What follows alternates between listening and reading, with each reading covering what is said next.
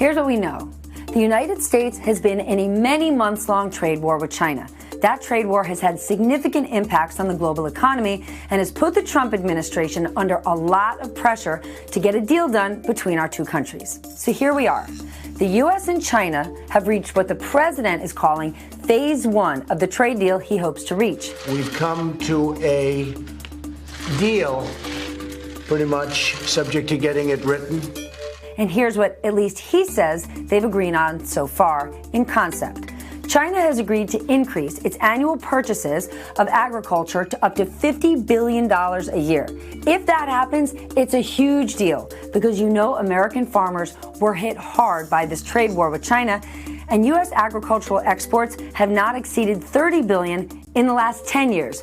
The number 50 would be massive. In exchange, the United States has agreed to scrap a new round of tariffs on Chinese imports that were originally slated to go into effect today. China also agreed to make some concessions on its approach to intellectual property rights. That is a huge part of this broader trade issue. But the big real problem now is we don't know what any of the specifics are. We want to address IP, but we got to know what we're doing. Treasury Secretary Steve Mnuchin, he's also indicated that progress was made on the currency issue. Remember, the U.S. has labeled China a currency manipulator, making this argument that China was devaluing its own currency to help spur its manufacturing sector and exports. So the progress is promising, but we know that Washington and Beijing need to work together to get something done.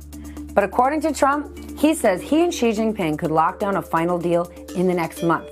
Now, if they can't come to a deal, those tariffs are slated to go up again in December, and this recent truce doesn't address those tariffs at all. If there is not a deal that's reached between now and then, would those tariffs take place if there's not a deal that's actually signed? I have every expectation if there's not a deal, those tariffs would go in place, but I expect we'll have a deal. The United States and China are the world's largest economies. So until our two countries strike an official deal, the rest of the world is going to be waiting in anticipation.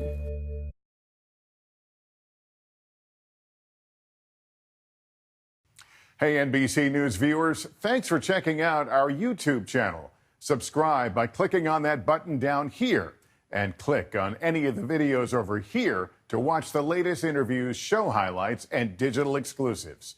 Thanks for watching.